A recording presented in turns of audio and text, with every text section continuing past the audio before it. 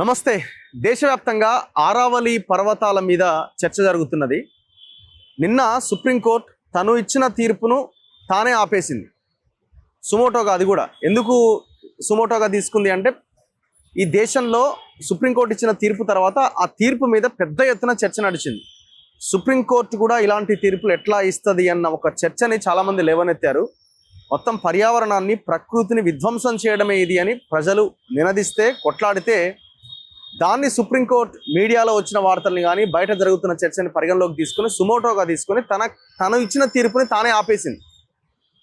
గతంలో కేంద్రం ఇచ్చినటువంటి వేసిన కమిటీ, ఆ కమిటీ ఇచ్చిన రిపోర్ట్ ఆధారంగా సుప్రీంకోర్టు 100 మీటర్లు ఆ పైన ఎత్తున్నటువంటి వాటిని మాత్రమే ఆరావళి పర్వతాలుగా గుర్తించాలి అని ఒక తీర్పు ఇచ్చింది. సో దీన్ని అందరూ ఖండించారు. మొత్తానికి కోర్టు కూడా వెనక్కి తగ్గిన పరిస్థితి. సో మరి ఇప్పుడు కేంద్ర ప్రభుత్వం ఏం చేయబోతున్నది, అసలు దీని మీద ఎందుకు ఈ చర్చను తీసుకొస్తున్నారు, ఆరావళి పర్వతాలని ఉంచాలనా వద్దా అనే ఈ లైన్లో ఎందుకు ప్రభుత్వాలు ఆలోచిస్తున్నాయి, మాట్లాడదా నా ముందు పాషం యాదగిరి సార్ ఉన్నారు.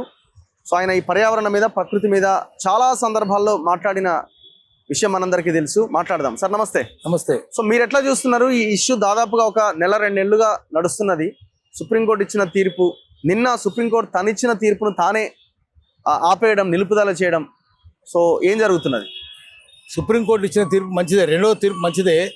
కానీ మళ్ళీ ఏం తోడుతారో తెలియదు, తిరిగి తోడవచ్చు. అవును, ఇంకేదైనా కథలు అల్లొచ్చు. అందుకని జాగ్రత్తగా ఉండాలి. అది ఇక్కడ చేస్తుంది కొండలు కొట్టడం. ఎందుకంటే అక్కడ చాలా ఎక్కువ సంఖ్యలో రాగి ఉంది, పెద్ద సంఖ్యలో రాగి గనులు ఉన్నాయి. చాలా పెద్ద ఉంది రాగిని తీయాలి. ఓకే. రెండవది అక్కడ ఫ్లింట్ స్టోన్ ఉంది, చెకుముకి రాయి ఉంది. అసలు నాగరికత మొదలైనప్పుడు సిగరెట్ వెలిగించుకోవడానికి అది అక్కడి నుంచే తెచ్చేవాళ్ళు మొన్నటిదాకా. కానీ నాగరికత మొదలైనప్పుడు అగ్గి రాజేయాలంటే చెకుముకి రాయి కావాలి, అక్కడి నుంచే తెచ్చేవాళ్ళు. క్వాడ్ స్టోన్ కూడా ఉంది అక్కడి నుంచి. సో ఇన్ని రకాల మైన్స్ ఉన్నాయి, చాలా రకరకాల ఖనిజాలు ఉన్నాయి. ఆ ఖనిజాలను కొల్లగొట్టడం కోసం అసలు ఖనిజాలనే ఆపేయాలని చెప్పి పర్యావరణవేత్తలు చెప్తున్నారు. భూమిని తల్లి కదా, అవును, భూమి కడుపులో నువ్వు గడ్డపార ఎట్లా కూర్చుతావు, పలగెట్లా కూర్చుతావు, కూర్చి భూమిని ఎట్లా పొట్టలో కూర్చుతావా నువ్వు? తప్పని ప్రకృతి పర్యావరణవేత్తలంతా చెప్తుంది మైనింగ్ ఆపేయాలి, ప్రపంచంలో ఎక్కడ ఖనిజాలు ఉండదు, ఖనిజాలు వాడడమే ఆపేయాలి అని చెప్తున్నారు. అయినా సరే చేస్తున్నారు, రాగి కోసం చేస్తున్నారు. అక్కడ ఒకటి రాగి కాదు, రాగి ఏమో బయటికి కనిపిస్తుంది. అక్కడ డైమండ్స్ ఉన్నాయని చెప్తారు. క్వార్ట్జ్ స్టోన్ పక్కన క్వార్ట్జ్ మైన్స్ ఉన్నాయి, చెకుముకి రాళ్ళు ఉన్నాయి, ఫ్లింట్ స్టోన్ ఉంది, అక్కడ డైమండ్స్ ఉన్నాయని చెప్తారు. ఆ ప్రకృతిని కొల్లగొట్టి వ్యాపారం చేయాలనుకుంటున్నారు వీళ్ళు. ఇప్పుడు వీళ్ళని అడుగుదాం. ఢిల్లీలో 2 ఆరావళి బయోడైవర్సిటీ పార్క్స్ ఉన్నాయి. ఢిల్లీ మధ్యలో, ఢిల్లీ సిటీలో ఒకటి 600 ఎకరాలు, ఒకటి 400 ఎకరాలు. అది కూడా కొట్టేస్తారు రేపు. ఢిల్లీ కూడా ఇప్పటికే ఢిల్లీలో 430 దాకా ఎయిర్ క్వాలిటీ ఇండెక్స్ అంత పతనం అయిపోయింది. అక్కడ గాలి పీలిస్తే రోగాలు వస్తున్నాయి, అలర్జీ వస్తుందని చెప్పి నితిన్ గడ్కరీ చెప్పిండు. నాకే ఇన్ఫెక్షన్ వచ్చిందని చెప్పిండు. మంత్రులంతా మొత్తుకుంటున్నారు. అందుకనే రాజధాని ఢిల్లీ నుంచి షిఫ్ట్ చేయాలని కూడా అనుకుంటారు వాళ్ళు. హైదరాబాద్ లో ఏముంది, హైదరాబాద్ 230, 240 అయింది ఇప్పుడు. 50 దాటితే ప్రమాదం కదా, 100 దాటితే పెద్ద ప్రమాదం. 150 దాకా టాలరబుల్. ఇప్పుడు హైదరాబాద్ కూడా నాశనం అయిపోయింది, ఢిల్లీ ఇంకా నాశనం అయిపోయింది. అయితే ఇంకా రేపు ఏమవుతుంది, ఇంకా మొత్తం నాశనం అవుతుంది. మీరు బయోడైవర్సిటీ పార్క్ ఎట్లా పెట్టింది ఎట్లుందంటే, కొండలు కొట్టి బయోడైవర్సిటీ పార్క్ పెంచుతారట. అంటే ఎట్లుందంటే, నీ మెడల్ కోసుకొని పోతా కానీ నీ చెవులకు కమ్మలు ఇస్తా అని చెప్పినట్టు. మెడల్ కోసిన కమ్మలు ఎందుకు? ఢిల్లీ ప్రభుత్వం అట్లే ఉంది, సుప్రీంకోర్టు కూడా చెప్పడం అట్లే ఉన్నది.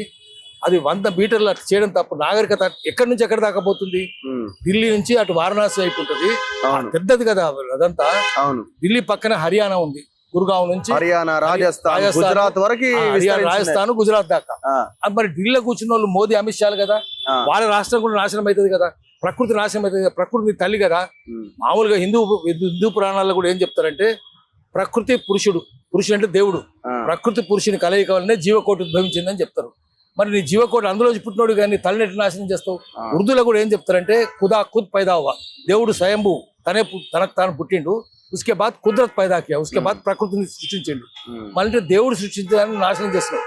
ఇస్లాం ప్రకారమైన, హిందూయిజం ప్రకారమైన, దేవుడిని నమ్మని వాళ్ళు కూడా ప్రకృతి చూసుకుంటది, నేచర్ డిసైడ్ చేస్తుంది అని కూడా అంటున్నారు కదా. అట్లాంటప్పుడు నువ్వు ఎందుకు ప్రకృతిని నాశనం ఎందుకు చేస్తున్నావు?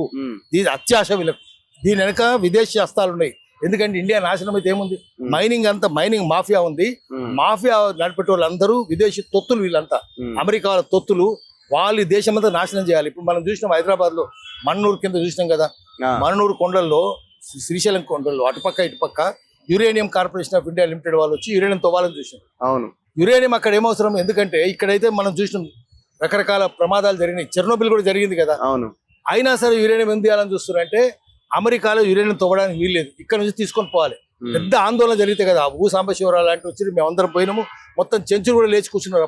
అప్పుడు ఢిల్లీలో ఇట్లాంటి విధ్వంసాలు విదేశాల్లో జరగవు, మన దగ్గర జరుగుతాయి. మన దగ్గర అట్లాంటి కంపెనీలు పెడతారు, మన దగ్గర నుంచి ఉత్పత్తి జరిగి వాడు లాభపడతాడు. ఎందుకంటే వీళ్ళు మన రాజకీయ నాయకులు బ్రోకర్లు కదా, దళాలు కాదు వీళ్ళు.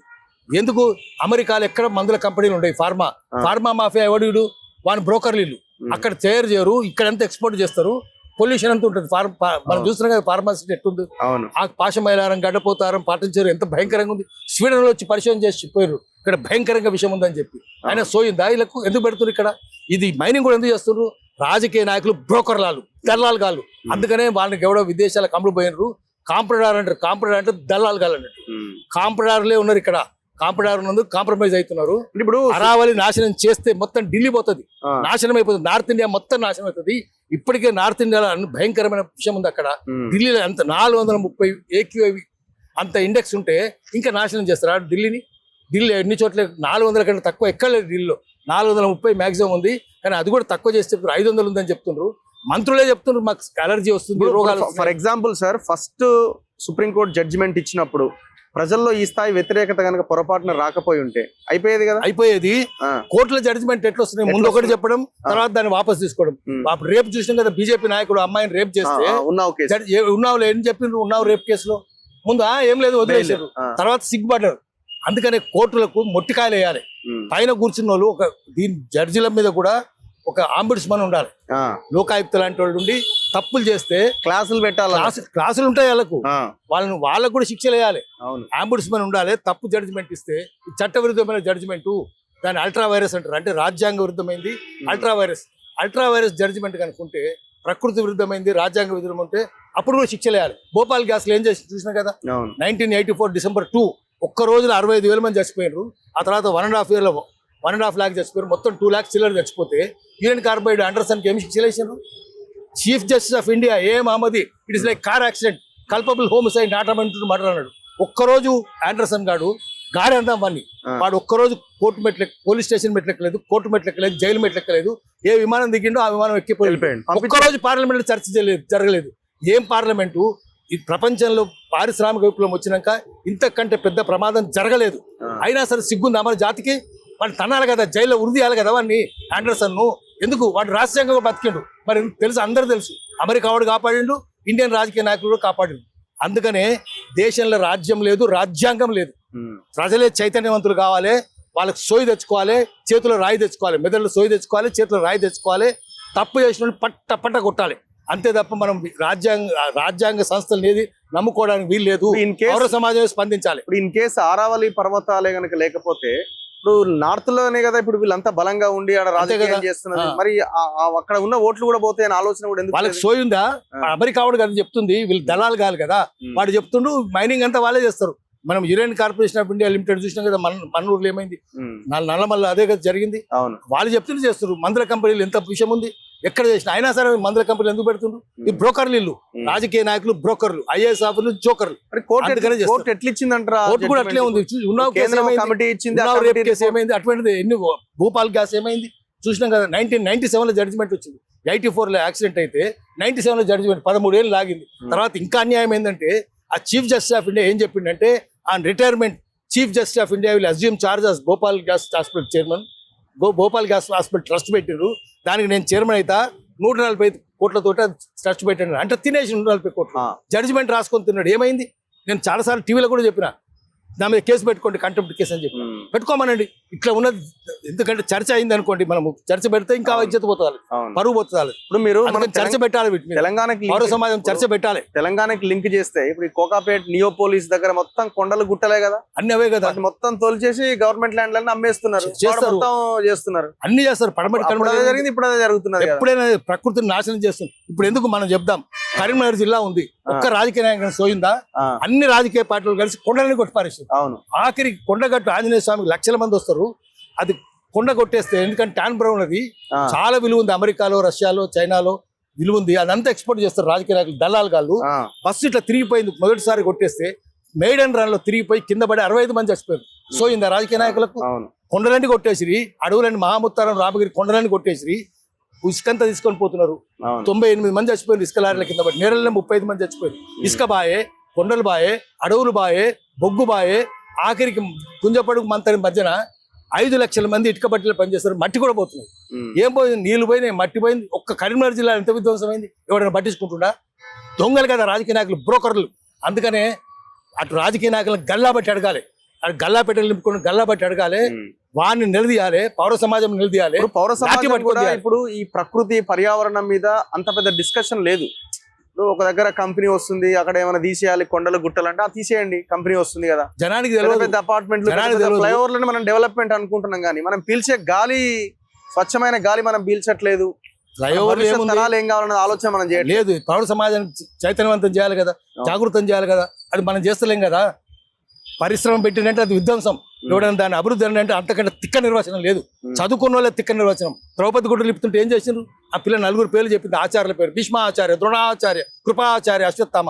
ఒక్కడ నోరిప్పిండా? ఒక్కడిప్పలే. ఆచార్యులు ఎప్పుడు ఇప్పుడు చదువుకున్నాడు, ఇప్పుడు చదువు రానోడు విధుడే ఇప్పుడు తప్పన్నాడు. నువ్వు దాసి కొడుకు నోరు మూసుకొని పోరాడు. చదువు రానోళ్ళు మాట్లాడతారు, చదువుకున్నాడు ఎవరు మాట్లాడు. వాళ్ళంతా దొంగలు అమ్ముడు పోతారు. అందుకనే చైతన్యవంతం పేదోళ్ళని పట్టుకోవాలి, విధ్వంసంలో బాధితులను పట్టుకోవాలి, వాళ్ళ తరఫున నిల్చోవాలి. రాజ్యాంగ సంస్థలు అన్నీ ఎప్పుడు రాజ్యాంగం మొత్తం నెర్రలు బాసింది. 4 స్తంభాలు, జస్టిస్, ఈక్వాలిటీ, లిబర్టీ, ఫ్రాటర్నిటీ. ఎక్కడైంది? మొత్తం ఎక్కడుంది? మీడియా అంతా మాఫియా అయిపోయింది. ఆఫీసర్లందరూ ఎట్లుండో తెలుసు, జడ్జిలు ఎట్లుండో తెలుసు మనకు, చివరికి రాజకీయ నాయకులు ఎంత లఫంగలో తెలుసు. అందరు దొంగలే. ఇప్పుడు రిలేటెడే కదా ఇవన్నీ, ప్రకృతి, ఆదివాసీలందరినీ తరిమేయడం, ఇదంతా కూడా దాంట్లో భాగమే. చెంచులు ఏమైంది కదా, ఇప్పుడు చెంచులు ఏమండార్ఫే చెప్పిండు ఆస్ట్రేలియా నుంచి వచ్చి, this interesting tribe is on the decline. చెంచుల జనాభా తగ్గుతున్నది, వాళ్ళ కోసం రిజర్వ్ పెట్టమంటే 1,80,000 నిజాం ఇచ్చిండు, 1,80,000 ఎకరాలు. కానీ టైగర్ రిజర్వ్ పెట్టిండ్రు, చెంచుల కంటే టైగర్ ముఖ్యమట. దానికి జీవో కూడా సరిగ్గా లేదు, చేసిండ్రు, అందరు తరిమేస్తుండ్రు. 60,000 నుంచి ఇప్పుడు జనాభా 25,000కి వచ్చింది. ఎట్లా వస్తుంది? జనాభా తగ్గుతుంది కదా. చెంచులు తరిమేయాలి, గోండ్లు చంపేయాలి, కోయలు కొండరెడ్లు 2.5 లక్షల మంది కోయలు కొండరెడ్లు పోలవరం కింద నిర్వాసులు అవుతుంది. మొత్తం దేశమంతా తరిమేయాలి, ప్రాజెక్టులు కట్టాలి, ప్రాజెక్టులు తినాలి, డబ్బులు తినాలి, వాళ్ళు దండుకోవాలి రాజకీయ నాయకులు. వాళ్ళు ఏమవుతుంది? ఈ దేశం నాశనం అవుతాడు, అమెరికా పారిపోతాడు, ఇక్కడ ఉన్నాడు, హెల్ with India, rich in India అంటాడు, పోతాడు. అందుకని రాజకీయ నాయకుల్ని పట్టుకొని కల్లా పట్టుకొని అడగాలి. కాదు ఇప్పుడు మీరు ఇట్లా మాట్లాడితే మీరు కూడా అర్బన్ నక్సలైట్ అయిపోతారు. అందరిని అంటారు, మీ టీవీని అంటారు, మా అమ్మల్ని అందరిని అంటారు. అననియండి, చూద్దాం, జనం చూసుకుంటారు. అట్లా అంటే జనమే వాళ్ళు వెంట పడతారు. ఇప్పుడు మీకు డిక్షనరీ బాగా తెలుసు కదా సార్. ఇప్పుడు ఈ అర్బన్ నక్సలైట్ అనే పదం ఎక్కడి నుంచి వచ్చింది? ఉందా రాజ్యాంగం? నక్సలైట్ అంటే నక్సల్బరీ వాడు, నక్సల్బరీ వెస్ట్ బెంగాల్ ఉంది. ఇక్కడ ఉంది నక్సల్బరీ? ఎక్కడైనా వర్డ్ ఉందా అని ఆ పదం? ఎక్కడ లేదు. దాని మీద లైట్ వేయాలి, లైట్ వేస్తే తెలుస్తుంది. ఎవరు కనిపెడతాడు? ఎవరో జోకర్లు, బ్రోకర్లు ఎవరో ఉంటాడు, వారు కనిపెడతాడు. అర్బన్ అంటే ప్రశ్నిస్తే అంతే. అందుకే శ్రీశ్రీ ఏమనంటే 2-4 గంటలు జైలు నోళ్ళు తెరుస్తాయి, గుండ్రాలు విసిరేస్తారు అన్నాడు. 2x24 అని చెప్పొద్దు, సత్యం చెప్తే జైల్లో పెడతారు అంతే. అది మొదటి నుంచి సత్యం చెప్పిన అందరూ నక్సలైట్లే. 44 అనాలి, 44 లేదా 66 అనండి, ఏదన్నాడు కానీ 2-4 అని అవుతుంది చెప్తే అది అవుతుంది. అందుకనే మేధావుల సమస్య ఏమైందంటే వాళ్ళకి జ్ఞానం ఉంది కానీ లౌక్యం లేదు. ఇప్పుడు బాగా దృష్టి పెట్టిరట ఈ అర్బన్ నక్సలైట్స్ అంటున్న వాళ్ళ మీద కూడా చాలా ఫోకస్ పెట్టిరు. వాళ్ళని కూడా వాళ్ళ మీద కూడా కేసులు పెట్టి అరెస్ట్ చేసే అవకాశం ఉందట. ఉంటది. ఎందుకు అందరిని చేస్తారు, కాంగ్రెస్ వాళ్ళ మీద కూడా పెడతారు రేపు. అందుకనే తెరవాలి, కాంగ్రెస్ వాళ్ళు కూడా దృష్టి తెరవాలి. కాంగ్రెస్ వాళ్ళని పెడతారు, టీడీఆర్ఎస్ పెడతారు, టీడీపీ వాళ్ళని పెడతారు, అందరిని పెడతారు. ఎదిరించిన ప్రతి ఒక్కరిని తప్పని ప్రతి ఒక్కరిని పెడతారు. పోటీ చేసిన కూడా పెడతారు. వాళ్ళ మీద పోటీ చేసిన అనుకోండి, వాళ్ళ మీద కూడా పెడతారు. నువ్వు నా మీద పోటీ చేసిన నువ్వు అర్బన్ నక్సలైట్.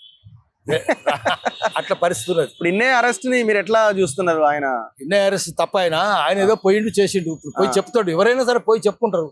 చెప్పుకుంటే మీ మీద కేసు పెట్టాలని చూసారు కదా. రేపు మైక్ ఇస్తే మైక్ మీద కూడా పెడతారు.